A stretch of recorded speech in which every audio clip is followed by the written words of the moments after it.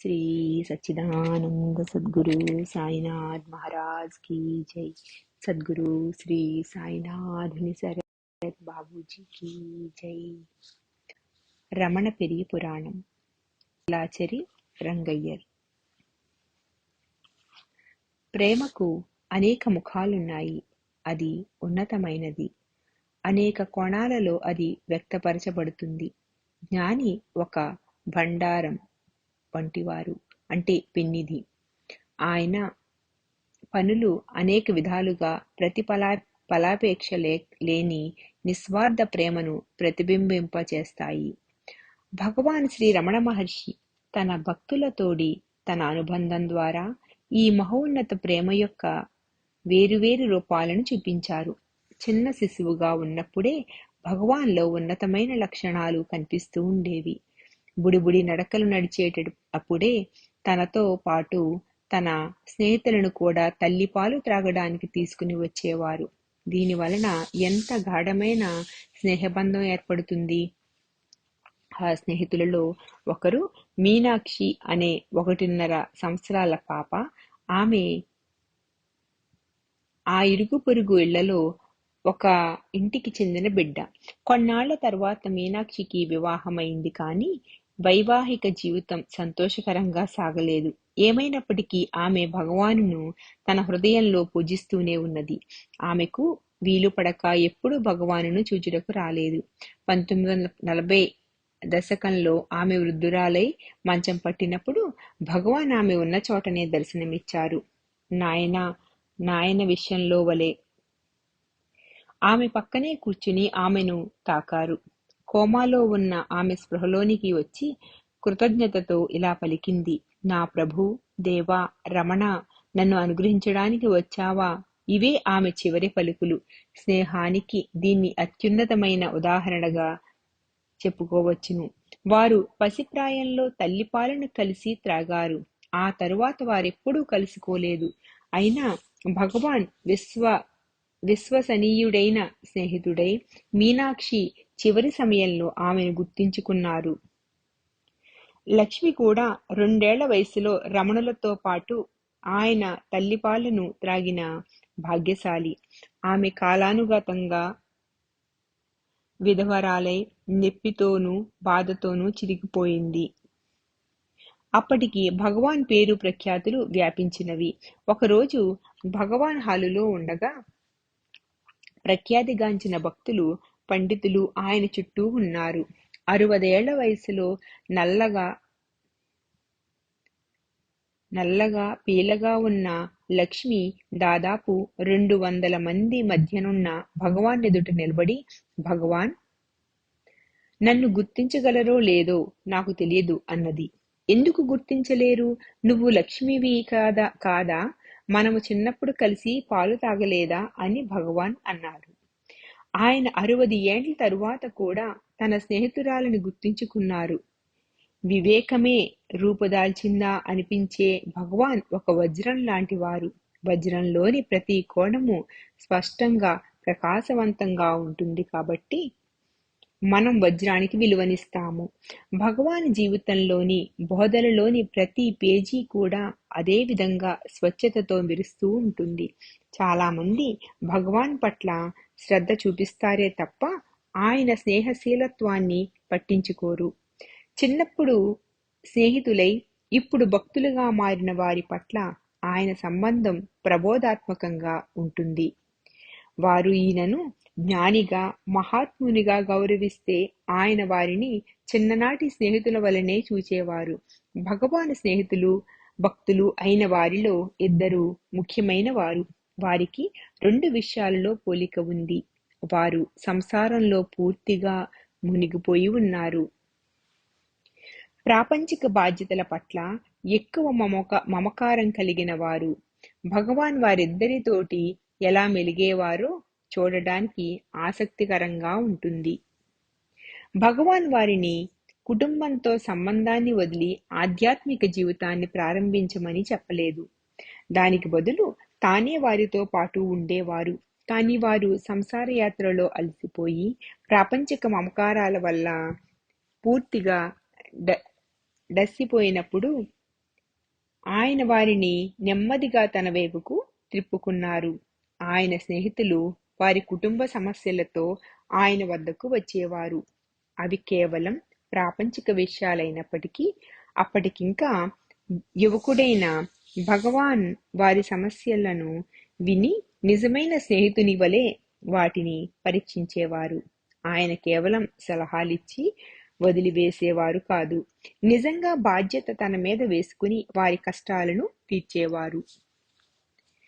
విలాచరి రంగయ్యర్ అనే ఆయన భగవాన్ పుట్టిన ఊరైన తిరుచిలిలో ఉండేవారు. ఆయనను రంగన్ అని కూడా పిలిచేవారు. ఆయన భగవాన్ బాల్య స్నేహితుడు, సహాధ్యాయి. వారిరువురి కుటుంబాలు దాదాపు ఒకే సమయానికి మదురై చేరుకున్నాయి. భగవాన్ అరుణాచలానికి పారిపోయే వరకు వారిద్దరూ చాలా సన్నిహిత మిత్రులుగా ఉండేవారు. 1903లో తొలిసారిగా భగవాన్ అరుణాచలంలో ఉన్న విషయం రంగనకు తెలిసింది. కానీ కుటుంబ బాధ్యతలలో కూరుకుని ఉండటం వల్ల ఆయన వెంటనే వచ్చి భగవానును కలుసుకోలేకపోయారు. కొన్ని సంవత్సరాల తరువాత భగవాన్ విరూపాక్ష గుహలో ఉన్నప్పుడు ఆయనను కలిశారు. భగవాను స్నేహపూర్వకంగా ఆయన జబ్బపై చరిచి పలకరించారు. మొదట్లో రంగన్ భగవానును తన చిన్ననాటి స్నేహితుడు వెంకట్రామన్ వలనే చూసేవారు. ఏమోయ్ వెంకట్రామన్, నువ్వు వెళ్లే ముందు రోజు సాయంత్రం వరకు మనం కలిసి ఫుట్బాల్ ఆడాము. నేను నీకు ముఖ్య స్నేహితుడిని కదా, నువ్వు మర్నాడు వెళ్ళిపోతున్నట్లు నాకెందుకు చెప్పలేదు అని నిలదీశారు. రంగా, నేనేమైనా మామూలు ప్రయాణికుని వలె సంచులు తీసుకుని బయలుదేరానా? ఏదో ఉన్నతమైన బలీయమైన శక్తి నన్ను అరుణాచలానికి లాగింది. ఇక మామూలు మర్యాదలు పాటించే అవకాశం ఎక్కడున్నది అని భగవాన్ అతని వైపు తదేకంగా చూశారు. తన సహాధ్యాయి, స్నేహితుడు, ఫుట్బాల్ ఆటగాడు, స్విమ్మింగ్ పూల్లో అంటే ఈత చెరువులో తన తోటి ఆడేవాడు అయిన వెంకట్రామన్ ఇక్కడున్న ఆయన ఎంత మాత్రం కాదని, ఎంతో ఎదిగిపోయాడని రంగన్కు తెలిసింది. భగవాన్ ఒకప్పుడు గొప్ప ఈతగాడు, ఫుట్బాల్ ఆటగాడు, మల్లయుద్ధం చేసేవారు. ఆ రోజులలో భగవాన్ను చూసిన వారు ఆయన 6 అడుగుల పొడుగరి అని, దృఢకాయులని చెప్తారు. సామాన్య బ్రాహ్మణ బాలుర కంటే దృఢంగా ఉండేవారాయన.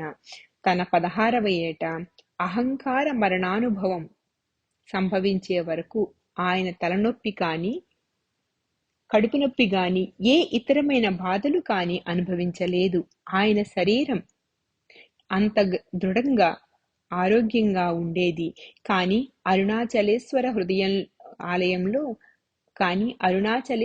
ఆలయంలో పాతాళలింగం వద్ద ఉన్న తరువాత ఆయన శరీరం అశ్రద్ధ వల్ల దెబ్బతిన్నది. రంగన్ భగవాన్లో ఈ మార్పు గమనించారు.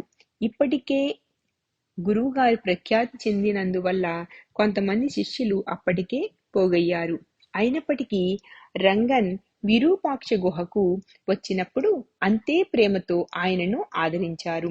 వారి అనుబంధం చాలా చక్కగా ఉండేది.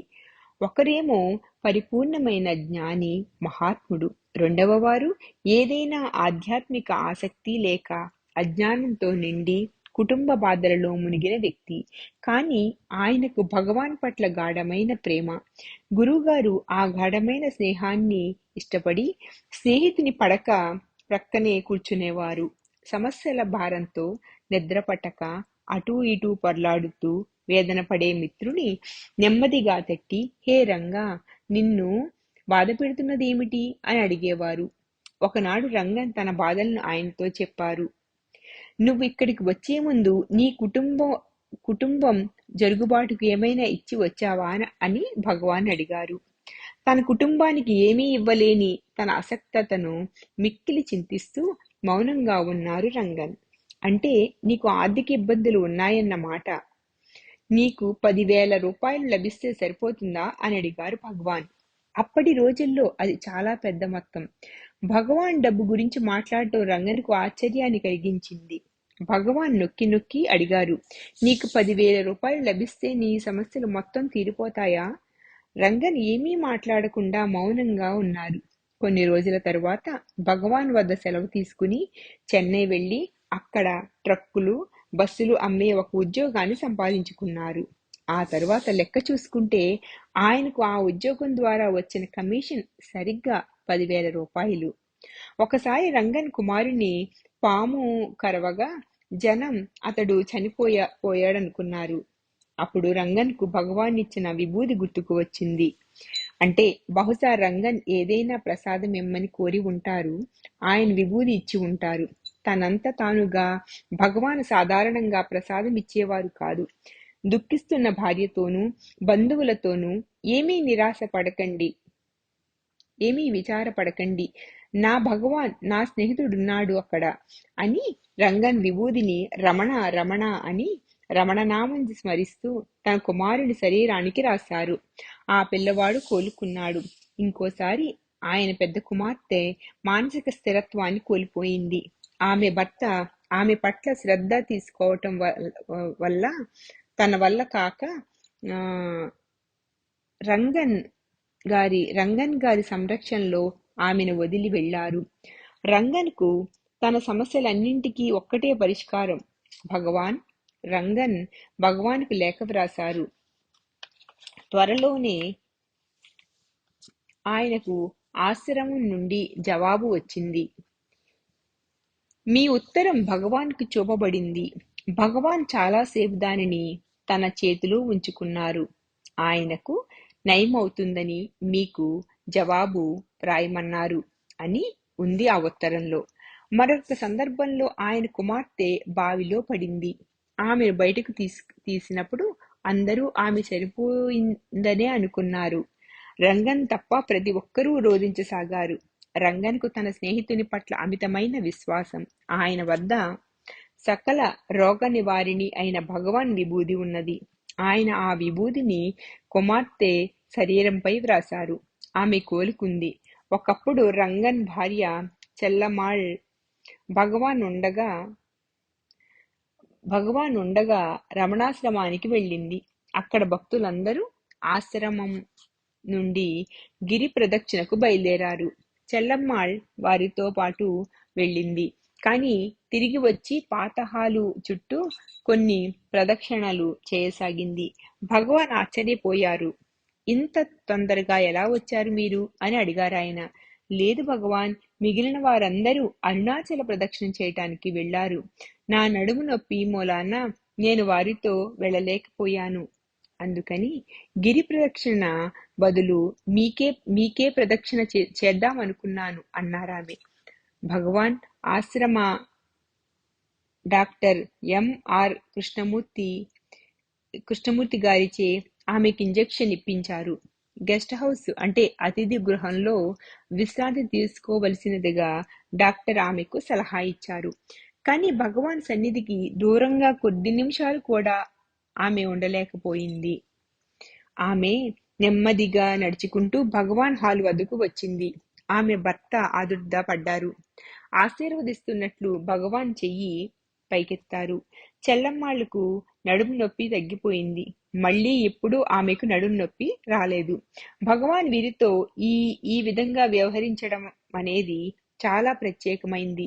డబ్బు గురించి మాట్లాడటం, విభూది ఇవ్వటం, చెయ్యెత్తి దీవించి నొప్పి నయం చెయ్యటం, తన నిజమైన స్నేహితుని కోసమే ఇవన్నీ చేశారు. స్నేహం అంటే ఏమిటి? అది ప్రేమ యొక్క ఒక ముఖమే. ప్రేమ అంటే ఏమిటి? ప్రేమ అంటే వివేకము, జ్ఞానము. భగవాన్ జ్ఞానానికే రాజు. రంగన్తో భగవాన్ స్నేహం విరూపాక్ష గుహకు చెందిన అనుభవాలకే పరిమితం కాలేదు. కొన్నిసార్లు రంగన్ పక్కపై పడుకుని ఉన్నప్పుడే తెల్లవారుజామున 2ంటికే భగవాన్ ఆయనను లేపి, పద ఈత కొట్టడానికి వెళదాం అనేవారు. ఇప్పుడున్న రమణాశ్రమం కట్టక ముందు అక్కడొక చిన్న కొలను ఉండేది. రంగన్తో కొన్నిసార్లు భగవాన్ చిన్నప్పటి వెంకట్రామన్ గా మారిపోయేవారు. వారి చిన్నతనంలో మదురైలో నీటిలో ఈదేటప్పుడు భగవాన్ తొడపై గట్టి తన్ని వెంకట్రామన్ గట్టి తన్ను తన్ని ఆయనను ఆట పట్టించేవారు. అప్పట్లో భగవాన్ చాలా బలంగా ఉండేవారు కనుక ఆయన తన్నితే ఒక ఇనుప కడ్డి పెట్టి కొట్టినట్లుండేది. తిరిగి ఇప్పుడు వారు ఈతకు వెళ్ళినప్పుడు భగవాన్ ఆట పట్టించడానికై రంగన్నను మరలా తన్నారు. కానీ ఈసారి రంగన్ ఆయన పాదాన్ని పట్టుకుని కళ్ళకద్దుకుని తరువాత తల మీద పెట్టుకుని ఇలా అన్నారు: భగవాన్, మీ కాలేమిటి ఎంత మెత్తగా తయారైంది? మీరు ఇదే పని మదురైలో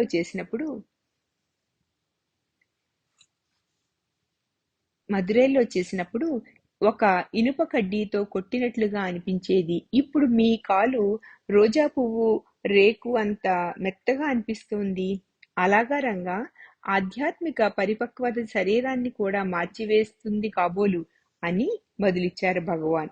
ఒకప్పుడు రంగన్ భగవాన్తో గిరి ప్రదక్షిణకు వెళ్తున్నప్పుడు భగవాన్ ఒక ముళ్ళు మీద కాలు వేశారు. తనే వంగి ఆ ముళ్ళును తీసివేసుకున్నారు. రంగన్ అప్పటి వరకు భగవాన్ పాదాలను గమనించి ఉండలేదు. కానీ కొంత దూరం వెళ్ళిన తరువాత భగవాన్ ముళ్ళ మీద కాలు వేయటం చూశారు. భగవాన్, భగవాన్, మీ పాదంలో ఒక ముళ్ళున్నది. దయచేసి కూర్చుని నన్నా ముళ్ళు తీయనియ్యండి.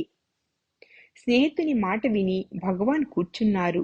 రంగన్ భగవాన్ పాదాన్ని చూచినప్పుడు అందులో ఒకటి కాదు, లెక్కలేనన్ని ముళ్ళు ఉన్నాయి. భగవాన్ నిర్లిప్తంగా అన్నారు. రంగన్, ఏ ముళ్ళు నువ్వు తీసివేస్తావు? పాతవా కొత్తవా? దానిని పోనివ్వు. భగవాన్, మీరెలా నడుస్తారు అని రంగన్ అన్నారు. భగవాన్ నెమ్మదిగా అన్నారు, చూడు, ఎప్పుడైనా ముళ్ళు కాలులో దిగిపడితే పాదాన్ని నేలకేసి రాస్తే అంతా అదే సర్దుకుంటుంది. రంగన్కు ఒకసారి భగవానును ఆలింగనం చేసుకునే అవకాశం వచ్చింది. భగవాన్ చర్మము మృదువుగా సున్నితంగా ఉండటం చూసి ఆయన ఆశ్చర్యపోయారు. మదురైలో ఉన్నప్పుడు ఆయన చర్మం గరుకుగా ఉండేది. ఎంత గరుకుగా అంటే ఆయన ఎవరినైనా రుద్దుతుంటే వాడికి నొప్పి కలిగేటంత. రంగన్ ఆశ్చర్యంతో భగవాన్ అడిగాడు, భగవాన్, మీ చర్మం యొక్క తత్వం ఎలా మారింది? భగవాన్ మళ్ళీ అదే సమాధానం చెప్పారు. ఆధ్యాత్మిక పరిపక్వత అన్నింటినీ మార్చివేస్తుంది. ఒకసారి స్నేహితునిగా చనువు తీసుకుని రంగన్ అడిగారు, భగవాన్, మీ శిరస్సు కంపిస్తూ ఉంటుందెందులకు? మీకు చేతి కర్ర సాయం ఎందుకు నడవడానికి? రంగా, ఇది వృద్ధాప్యం వల్ల కాదు. నేను మరణానుభవం తరువాత తిరువణమలై వచ్చి అరుణాచలుని పాదం వద్ద ఆశ్రయం తీసుకొన్నప్పుడే ఈ తల కంపించడం ప్రారంభించింది. ఆశ్చర్యంగా ఎందుకని అడిగారు రంగన్. భగవాన్ జవాబిచ్చారిలా, ఒక ఉగ్రమైన మదపుటేనుగు చిన్న పూరి గుడిసెలోనికి ప్రవేశిస్తే ఏమి జరుగుతుందో నువ్వు ఊహించగలవా? ఆ గుడిసెకు ఏమవుతుందో ఈ శరీరానికి అదే జరుగుతుంది. అది తునకలైపోతుంది. ఈ విధంగా ఆధ్యాత్మిక అనుభవాల తీవ్రత భగవాన్ శరీరాన్ని ప్రభావితం చేసింది. ఒకసారి రంగన్ ఒక జ్యోతిష్యుడు కలవగా 1 సంవత్సర కాలం పాటు అంతులేనన్ని కష్టాలను అతడు ఎదుర్కోవలసి ఉంటుందని ఆ జ్యోతిష్కుడు రంగన్తో చెప్పాడు. ఆ జ్యోతిష్కుడు చెప్పిన సంగతిని రంగన్ తన లేఖలో భగవాన్కు రాశారు. భగవాన్ వెంటనే చెంతనున్న భక్తులతో రంగన్నను తన వద్దకు వచ్చి తనతో పాటు ఉండిపోమ్మని లేఖ వ్రాయమన్నారు. భగవాన్ ఈ విధంగా చెయ్యటం ఈ ఒక్కసారే చూశాము. రంగన్ వచ్చి రాగానే నా వద్ద నుండి దూరంగా వెళ్ళవద్దు, ఎల్లప్పుడూ నాతోనే ఉండు అన్నారు. చెన్నై నుండి ఒక స్నేహితుడు వారితో 2 రోజులు గడపడానికి వచ్చారు. ఆయన వెళ్లే రోజున రంగన్ ఆయనతో పాటు రైల్వే స్టేషన్కు వెళ్ళడానికి సిద్ధమయ్యారు. భగవాన్ అప్పుడు రంగన్కు గట్టి సూచనలు చేశారు. రంగన్ ఆయనను స్టేషన్కు తీసుకుని వెళ్లి రైలెక్కించగానే, వెంటనే నా వద్దకు తిరిగి వచ్చెయ్యి. ఇంకెప్పుడూ వెళ్ళవద్దు. రాత్రిపూట బస్తీలో గడపవద్దు. వెంటనే వెనుకకు వచ్చి నా చెంతకు ఉండు. కొన్ని నెలలు గడిచిన పిమ్మట ఇక రంగన్ తిరిగి వెళ్ళవచ్చని భగవాన్ చెప్పారు. అతను ఇంటికి వెళ్ళినప్పటికీ అతని సమస్యలన్నీ తీరిపోవటం గమనించారు. రంగన్ భగవాన్ బాల్యానికి చెందిన కొన్ని అద్భుతమైన కథలను తెలిపారు. భగవాన్ తండ్రి ఒక న్యాయవాది. ఆయన కోర్టుకు సంబంధించిన కాగితాలను ఇంట్లో ఒక అటకపై ఉంచారు. ఆయన స్నేహితులతో ఆడుకుంటున్నప్పుడు తండ్రి గారి ఆ కాగితాలను తీసి వాటితో కాగితపు పడవలు చేసి ఆలయ కోనేరులో ఆడుకోవాలనుకున్నారు. ఆయన తండ్రి గారికి ఆయన అంటే ఎంతో వాత్సల్యం ఉన్నప్పటికీ ఈ విషయం తెలియగానే ఆయన తీవ్రమైన కోపంతో మండిపడ్డారు. ఆయన భార్య అళగమ్మాళ్లను ఇలా ఆజ్ఞాపించారు: అతని దుస్తులను తీసివేసి కేవలం ఒక గోచి ఉంచి గుండు కొట్టించి ఇంట్లో నుండి బయటికి పంపించు. చాలా సంవత్సరాల తర్వాత రంగన్ భగవానును విరూపాక్షి గుహలో కలిసినప్పుడు ఆ సంఘటనను గుర్తు చేసుకుని, వెంకట్రామన్, మీ నాన్నగారు మీ సన్యాసం గురించి ముందుగానే జోస్యం చెప్పారు, నీకు గుర్తుందా అని అడిగారు. భగవాన్ స్కందాశ్రమంలో ఉండేటప్పుడు రంగన్ తరచుగా ఆయన వద్దకు వస్తూ ఉండేవారు. ఒకరోజు ఆయన భగవాన్ లోపల పడుకుని ఉండటం చూశారు. అందుకని తలుపులు నెమ్మదిగా చేరవేసి రంగన్ బయటికి వచ్చారు. తీరా బయటికి వస్తే అక్కడ భగవాన్ ఎవరితోనో మాట్లాడుతూ కనిపించారు. క్షణం క్రిందటే ఆయన లోపల పరుండి ఉండటం తను చూశారు. అందుకని మళ్లీ పరుగులలోనికి వెళ్లి చూస్తే మళ్లీ భగవాన్ పడుకునే ఉన్నారు. ఆయన భగవాన్తో ఆ విషయాన్ని చెప్తే భగవాన్ నవ్వుతూ తోసిపుచ్చారు. నువ్వు ఆ దొంగని పట్టుకుని ఉండాల్సింది. విషయం ఏమిటో తెలిచేసేవాళ్ళం అన్నారు. భగవాన్, మీరు ఇంకా మదురైలో ఉండగా మీకు ఆత్మసాక్షాత్కారం అయింది కదా అని రంగన్ అడిగారు. నేను చదువుకుంటున్నప్పుడే అరుణాచలేశ్వరుడు నాలోని శక్తివంతంగా ప్రకాశించారు. అది నాకు తెలియనప్పటికీ ఆయనే తన అనుగ్రహంతో తనని తాను నాకు తెలియజేశారు. నా శరీరం మొత్తం మండిపోతున్నట్టు అనిపించేది. ఆ క్షణం నుండే నేను సమాధిలో ఉండేవాణ్ణి. మీతో మాట్లాడటము, ఆటలు ఆడటము కొనసాగించిన నేనెల్లవేళలా సమాధి స్థితిలోనే ఉండేవాణ్ణి. ఈ విషయాలన్నీ కేవలం రంగన్ ఒక్కరికే వెల్లడించారు భగవాన్. ఒకరోజు భగవాన్ దంతాలలో ఒకదాని చిగుళ్ళు నల్లగా ఉండటం గమనించారు రంగన్. భగవాన్, మీకు ఆరోగ్యకరమైన శరీరము నుంచి పలువరుస ఉండేవి కదా అన్నారు రంగన్. భగవాన్ నిర్వికారంగా అన్నారు, అవును, కానీ ఒకసారి నేను ఒంటరిగా ఇక్కడ ఉన్నప్పుడు ఒక వ్యక్తి నాకు విషమిచ్చి మింగమన్నాడు. నేను మింగేశాను. ఆ విషం నన్ను చంపలేదు, కానీ నా చిగుళ్ళన్నీ పళ్ళన్నీ పాడు చేసింది. భగవాన్కు 3 సార్లు విషం ఇవ్వబడింది. వింతగా చాలా మంది మహాత్ములకి ఈ విధంగా జరిగింది. ఉదాహరణకు యోగి రామసూరత్ కుమార్ గారికి కూడా 2 సార్లు విషం ఇవ్వబడింది. కేవలం తన స్నేహాన్నే కాకుండా తన బోధలను కూడా రంగంతో పాలు పంచుకున్నారు భగవాన్. తన కుటుంబ, డబ్బు, అనేక రకాలైన ఇతర సమస్యలతో కొట్టిమిట్టాడుతుండబట్టి ఆధ్యాత్మిక సాధనకు కావలసిన స్థాయి తనలో లేదని రంగన్ తరచుగా అనుకుంటూ ఉండేవారు. నీ ఆలోచనలను బయటకు నెట్టు. ఏ ఆలోచన లేనప్పుడు మాత్రమే స్వేచ్ఛను అనుభవించగలవు అనేవారు భగవాన్. దురదృష్టవశాత్తు ఈ సలహాను పాటించడం రంగన్కు కష్టంగా ఉండేది. ఆధ్యాత్మికంగా పురోభివృద్ధిని సాధించడం తనకు అసాధ్యమని భావించిన రంగన్, నేను జ్ఞానాన్ని పొందాలంటే ఇంకెన్ని జన్మలు ఎత్తాల్సి ఉంటుంది అని భగవాన్ను అడిగారు. దానికి భగవాన్ ఒక చక్కటి సమాధానాన్నిచ్చారు. నిజానికి కాలము, దేశము అనేవి లేనే లేవు. ఒక్క గంటలో ఎన్నో రోజులు, సంవత్సరాలు గడిచిపోయినట్లు కలగంటాము. సినిమాలో కేవలం నీడలే గొప్ప సముద్రాలుగా, పర్వతాలుగా, భవంతులుగా మారిపోయినట్లు నువ్వు చూడటం లేదా? ఈ ప్రపంచం నీకు బాహ్యంగా లేదు, అంతా నీ లోపలనే జరుగుతున్నది. ఒక సినిమాలాగానే నీ మనస్సులో చిన్న ప్రపంచమే బాహ్యంలో పెద్ద ప్రపంచంలాగా కనపడుతోంది. తరువాత భగవాన్, మీ అనుగ్రహం నా మీద లేదు అని వాపోయాడు రంగన్. ఒకడు వరదలో ఉన్న గంగానది నీటిలో నిలబడి, నాకు దప్పిక వేస్తున్నది, మా ఇంటిలోని పంపు నుండి నీటిని తెచ్చి నా దాహం తీర్చండి అంటే ఎలా ఉంటుందో నీ మాటలు అలా ఉన్నవి అన్నారు భగవాన్ రంగన్తో.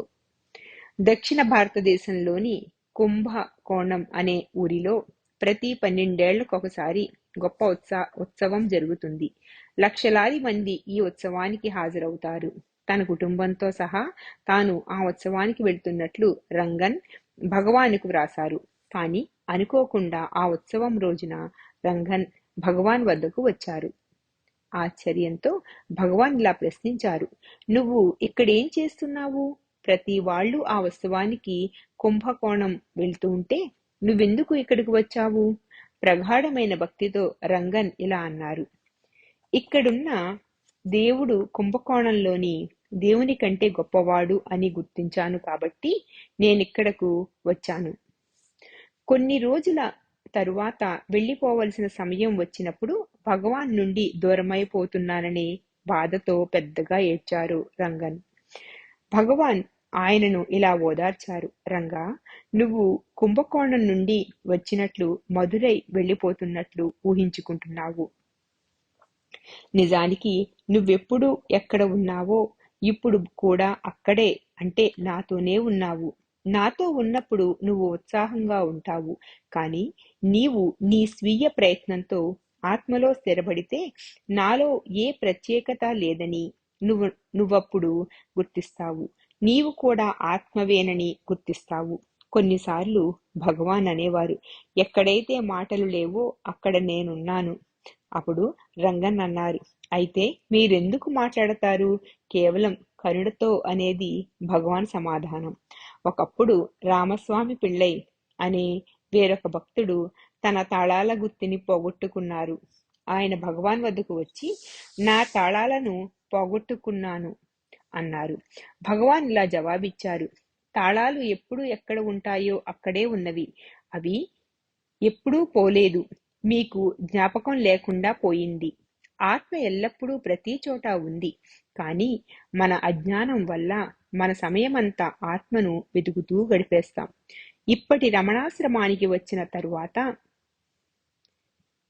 అచటి ఆశ్రమవాసులలో ఎన్నో లోపాలు కనిపించాయి రంగన్కి. దానిని గురించి ఆయన ఇలా అన్నారు, భగవాన్, ఇదెలా సాధ్యం? మీ చుట్టూ ఉంటూ కూడా మీ భక్తులలో అహంకారం పెరిగిపోతున్నది. భగవాన్ జవాబిచ్చారు, మరి అహంకారం ఏ విధంగా నశిస్తుంది? అది ఒక వ్యక్తిలో నుండి బయటకు రావాలి. కావున ఇది కేవలం శుద్ధి చేసే విధానమే, పెంపు చేసే విధానము కాదు. ఒకసారి రంగన్ అడిగారు, ఎందుకు మీరు ఈ రాళ్లతో నిండిన కొండను దేవుడు అని పొగుడుతారు? భగవాన్ అన్నారు, అరుణాచలమనంటే కేవలం పెద్ద బండరాళ్ల గుట్ట అనుకుంటున్నావా నువ్వు? అనేక మంది పవిత్రమైన మహాత్ములు, యోగులు ఇప్పటికీ ఈ కొండ గుహల్లో ఉన్నారు. అరుణాచలుడే దేవుడు, ఆయనే శివుడు, ఆయనే చైతన్యము, ఆయనే నీ హృదయంలోని దివ్యత్వము. స్నేహితుల మధ్య సరిసోక్తులు జరిగినట్లే రంగన్కు భగవాన్కు మధ్య చలోక్తులు జరుగుతూ ఉండేవి. ఒకసారి రంగన్ ఇలా అడిగారు, భగవాన్, మీరింకా జీవితంలో సాధించవలసినదేమైనా ఉందా? భగవాన్ అన్నారు, అన్నీ సాధించబడినవి, ఏదీ వదిలివేయబడలేదు. ఏది అంటే ఏమిటి భగవాన్ అని స్నేహితుడు ఆయనను అడిగారు. నేనేది కావాలనుకుంటే అది కాగలను. రంగన్నప్పుడు ఎదిగిన కుమార్తెతో వచ్చి ఉన్నారు. అందుకని ఆయన అన్నారు, అయితే నేనొక పిల్లను తీసుకుని వచ్చి ఆమెతో మీ వివాహం జరిపించనా? తప్పకుండా అని జవాబు బదిలిచ్చారు భగవాన్. తర్వాత భగవాన్ నవ్వుతూ అన్నారు, గత 20 సంవత్సరాలుగా రంగన్ ఎప్పుడు వచ్చినా నేను భయపడుతూ ఉండేవాణ్ణి. ఎక్కడ ఒక పిల్లను తీసుకుని వచ్చి నాతో వివాహం జరిపిస్తాడేమోనని. నేను నిజంగానే రంగన్ అంటే భయపడేవాడిని. రంగన్ మరలా సమస్యలలో కూరుకునిపోయారు. ఆయన భార్య జబ్బుపడింది. కుమార్తెలకు వివాహాలు కాలేదు. ఆయన ఉద్యోగం పోయింది. ఆయన ఇంటిని తాకట్టు పెట్టి తెచ్చిన రుణం తీర్చలేకపోయారు. భగవాన్ వచ్చి నాతో ఉండు అన్నారు. భగవాన్ చాలా కఠినంగా ఉన్నారు. ఎందుకంటే రంగన్ ఎప్పుడూ ఫిర్యాదు చేస్తూ ఉండేవారు. భగవాన్, మీరు ఇతరుల ప్రశ్నలకు సమాధానాలు ఇస్తున్నారు, కానీ మీరు నాతో మాట్లాడటం కూడా లేదు. మనం ఎంత స్నేహంగా ఉండేవాళ్ళం. నేను నా సమస్యల వలన ఎంతో దుఃఖంతో ఉన్నాను, కానీ మీరు మాత్రం నాపై కొద్దిగా కూడా కరుణ చూపించడం లేదు. ఇది నిరంతరం రంగన్ పెట్టే నస. భగవాన్ రాతివలే ఉండిపోయారు. దాదాపు నెల, 2 నెలలు పగలు రాత్రి ఇలా గడిచిపోయినవి. రంగన్ శోకాలకు భగవాన్ నిశ్చల మౌనమే సమాధానమయ్యింది.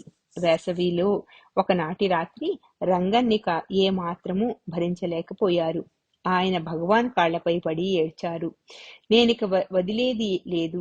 మీరు నాకు జవాబిచ్చి తీరాల్సిందే. నేను బాధతో ఉన్నాను.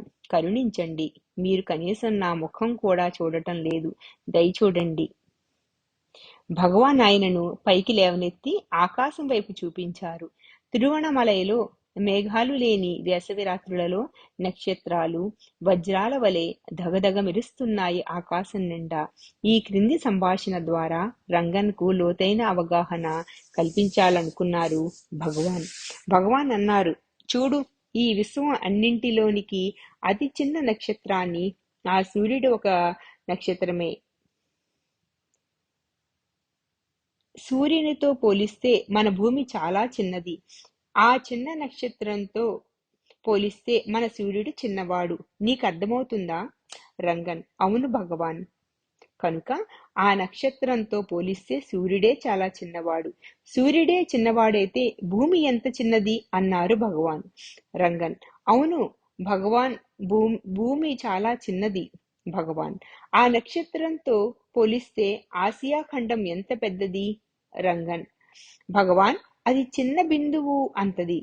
భగవాన్: ఆ నక్షత్రంతో పోలిస్తే అరుణాచలం ఎంత ఉంటుంది? రంగన్: భగవాన్, అది మరీ చిన్న బిందువు అంత ఉంటుంది. భగవాన్: ఆ నక్షత్రంతో పోలిస్తే రమణాశ్రమం ఎంత ఉంటుంది? రంగన్: అది మరీ మరీ చిన్న బిందువు భగవాన్. భగవాన్: ఆ నక్షత్రంతో పోలిస్తే నువ్వెంత? ఇది రంగన్ కళ్ళు తెరిపించింది. భగవాన్: ఎల్లవేళలా నువ్వు అతి చిన్న బిందువైన నీ గురించే ఆలోచిస్తావు అని ముగించారు. ఇది వెంటనే రంగన్ హృదయ కవాటాన్ని తెరిచింది. ఆయన భగవాన్ కాళ్లపై పడి వెక్కి వెక్కి ఏడ్చారు. భగవాన్ దయతో ఆయనకు జ్ఞాన పారవస్యం కలిగింది. మర్నాడు రంగన్ నిద్రపోలేకపోయాడు. ఆయన భగవాన్ పక్కనే పడుకున్నారు. భగవాన్ ఆయనను ఇంటికి వెళ్ళమని చెప్పారు. ఆయన తిరిగి ఇంటికి వెళ్ళేసరికి ఆయన సమస్యలన్నీ తీరిపోయినవి. కరుణాపూరితుడు, దయాంతరంగితుడు అయిన భగవాన్ ఆ స్నేహితుడిని కాపాడారు. ఆయన ప్రాపంచిక సమస్యల దూరమగుటే కాదు, ఆయనకు ఆధ్యాత్మిక జ్ఞానం కూడా కలిగింది. ఒక మహాత్ముడు ఒక భక్తుని తన వద్దకు ఆకర్షిస్తే రప్పించుకుంటే చాలా మంది విషయంలో వారి కుటుంబం మొత్తాన్ని తన ప్రేమ తోటి, జ్ఞానంతోటి రప్పించుకుంటారు. రంగన్ విషయంలో కూడా ఆయన తల్లి, భార్య, సోదరులు కూడా ప్రేమజాలంలో చిక్కుకుని పూర్తిగా ఆయన భక్తులుగా మారిపోయారు. రంగన్కి ఒక సోదరుడు ఉన్నారు. ఆయన భగవాన్ సహాధ్యాయి, అంటే క్లాస్మేట్. ఆయన పేరు మణి. ఆయనకు పోకిరి మణి అని వారి పేరు ఉండేది. ఆయన భారీ శరీరంతో దృఢంగా ఉండేవారు. ఆయన ఎక్కడికెళ్ళినా జనాన్ని భయపెడుతూ ఉండేవారు. ఎవరూ ఆయనతో తగాదా పెట్టుకోవడానికి ధైర్యం చేసేవారే కాదు. ఆయన చెప్పిన దానికి ఎదురాడేవారు కాదు. రంగన్ తల్లి భగవానును చిన్నపిల్లవాడిగా ఉన్నప్పుడు మాత్రమే చూసి ఉన్నప్పటికీ ఆయన పట్ల గాఢమైన భక్తి కలిగి ఉండేది. తరువాత విరూపాక్ష గుహలో భగవానును చూసినప్పుడు ఆమెలో పూర్తి మార్పు వచ్చింది. దురదృష్టవశాత్తు ఆమె కుమారుడు ఆమె ఆధ్యాత్మిక ఆశయాలలో పాలు పంచుకోలేదు. ఒకప్పుడు వారు తిరుపతి వెళుతున్నప్పుడు రైలు తిరువణమలై గుండా వెళ్ళింది. మణి తల్లి ఇక్కడ దిగి మన వెంకట్రామన్నను చూద్దాము అని ప్రాధేయపడింది. నాకు ఈ కపట సన్యాసులంటే నమ్మకం లేదు, నేను రాను అన్నారు మణి. ఆయన ఆమెను తిరుపతి తీసుకుని వెళ్లారు. తిరిగి వచ్చేటప్పుడు ఆవిడ మళ్లీ బ్రతిమాలింది. నేను నా వెంకటరామన్ను చూడవలసిందే, లేనిచో నేనింటికి రాను అని ప్రాధేయపడింది. పోకిరీమణి చివరికి ఒప్పుకున్నారు. కేవలం నీమీద జాలితో నిన్నక్కడకు తీసుకుని వెళ్తాను, కాని నేనాయనకు సాష్టాంగపడను, ఆయన ముందు మర్యాదగా మాట్లాడను. నేను ఎప్పటి పోకిరీమణి లాగానే ఉంటాను. నేను ఈ ఆధ్యాత్మిక జనులను గౌరవించను. నిజానికి నీకు గనుక అభ్యంతరం లేకపోతే నేను ఆయన చెవి మెలిపెట్టి మదురైకు లాక్కుని వచ్చి వాళ్ళ అమ్మ దగ్గర వదిలేస్తాను. ఇంత చిన్న వయసులో సన్యాసమేమిటి, అద్దం పద్దం లేని మాటలు కాకపోతే అన్నారు మణి. విరూపాక్ష గుహ వద్ద రంగన్ తల్లి భగవానుకు సాష్టాంగ నమస్కారం చేస్తూ ఉంటే పోకిరి మణి మాత్రం మొండిగా నుంచున్నారు. అప్పుడు భగవాన్ ఆయన వైపు మామూలుగా చూశారు. ఆ మరుక్షణం మణి శరీరం భగవాన్ ముందు సాష్టాంగపడింది. తనకేమైందో తనకే తెలియదు. కొంతసేపటి తరువాత అతను లేచి భగవాన్ వంక చూశాడు. ఈసారి ఏదో జరిగింది. ఆయనలో ఏదో మార్పు వచ్చింది. ఆయన తల్లి అప్పుడు భగవానును అడిగారు. భగవాన్, ఇతడెవరో మీకు తెలుసా? మీరు ఇతన్ని గుర్తించారా? ఆ, ఎందుకు తెలియదు? ఇతడు మన పోకిరీమణి కాదా అన్నారు భగవాన్. మణిలో ఎంత తీవ్రమైన మార్పు వచ్చిందనంటే ఆయన ఈ కొస నుండి ఆ కొసకు మారారు. ఆయన రంగన్ కంటే గొప్ప భక్తునిగా మారిపోయారు. ఆయన భగవానును సాక్షాత్తు దైవంగా భావించి ఎంతో గౌరవించేవారు. భగవాన్ అంటే ఆయనకెంత గౌరవం అనంటే కొన్నిసార్లు ఆయన భగవాన్ గుహకు బయటనే ఆగి ఎవరినైనా బతిమలాడి బ్రహ్మ వచ్చాడని చెప్పండి అనేవారు. ఆయన ఉద్దేశం ఏమిటనంటే భగవాన్ శక్తివంతమైన దేవుడైన శివుడు, తనేమో అంతకంటే కొంచెం తక్కువ దేవుడైన బ్రహ్మ. ఏదేమైనప్పటికీ తను కూడా దేవుడే. ఒకానొక సందర్భంలో వారి కుటుంబం అంతటికీ శంకరాచార్య మంత్రదీక్ష ఇచ్చారు. కాని మణి వాణిని అనుసరించడానికి ఒప్పుకోలేదు. నేను మానవుల వద్ద నుండి మంత్రదీక్ష తీసుకోను, వాళ్ళు పవిత్రమైన వాళ్ళు అని మీరు చెప్పినా సరే, నేను భగవంతుని నుండే దీక్ష తీసుకుంటాను. నా దైవం రమణ మహర్షే. అతను తరువాతి రైలులో తిరువణమలైకి వెళ్లి భగవాన్తో ఇలా చెప్పారు. మా కుటుంబ సభ్యులందరూ మంత్రదీక్ష తీసుకోవటానికి శంకరాచార్యుల వారి వద్దకు వెళ్లారు. నేను నేరుగా మీ నుండి మాత్రమే దీక్ష తీసుకుంటానని వారితో చెప్పి అందుకోసమే మీ దగ్గరికి వచ్చాను. భగవాన్ నవ్వసాగారు. అదేం కుదరదు. మీరు నాకు మంత్రం ఇచ్చే వరకు నేను ఇక్కడి నుండి కదిలేదే లేదు. భగవాన్ చిరునవ్వుతో మౌనంగా ఉన్నారు. మణి తన మొండి పట్టుదల వదలలేదు. చివరకు భగవాన్ ఆయన వైపు చూచి శివశివ అన్నారు. ఆ క్షణం నుండి ఆయన ఎల్లప్పుడూ శివనామాన్ని జపిస్తూ పూర్తిగా మారిపోయారు. ఆయన క్షయరోగం బారిన పడినప్పటికీ రోజంతా ప్రతి నిమిషము తన మంత్ర జపం కొనసాగించేవారు. కొద్ది రోజుల్లోనే ఒకప్పటి పోకిరి అయిన ఆయన ముఖం ప్రకాశవంతంగా మారటం ఆయన కుటుంబ సభ్యులు గమనించారు. చనిపోయే ముందు నా దైవాన్ని నేను దర్శించుకోవాలి అన్నారాయన. వారాయనను ఇప్పటి రమణాశ్రమానికి తీసుకుని వెళ్లారు. అక్కడ ఆయన భగవాన్తో, భగవాన్, నేను ఈ శరీరాన్ని వదిలిపెట్టబోతున్నాను కాబట్టి ఈ శరీరానికి తమ ఆశీస్సులనివ్వండి. భగవాన్కు పోకిరీమణి విషయం ఎప్పుడూ వింతగానే ఉండేది. మణి ఎప్పుడు ఏమి చేస్తాడో ఎవరికీ అంతు చిక్కేది కాదు.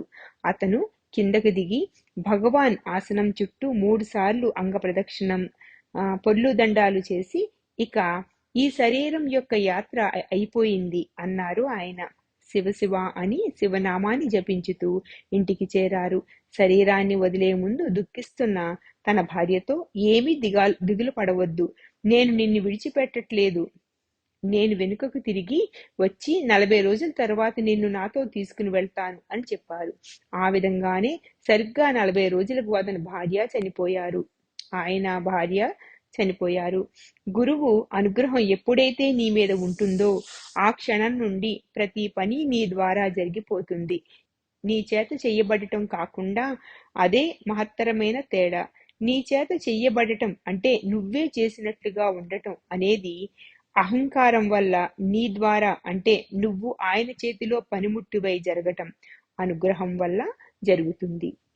శ్రీ సచ్చిదానంద సద్గురు సాయినాథ్ మహారాజ్ की जय. सद्गुरु श्री साईनाथ शरत बाबू जी की जय.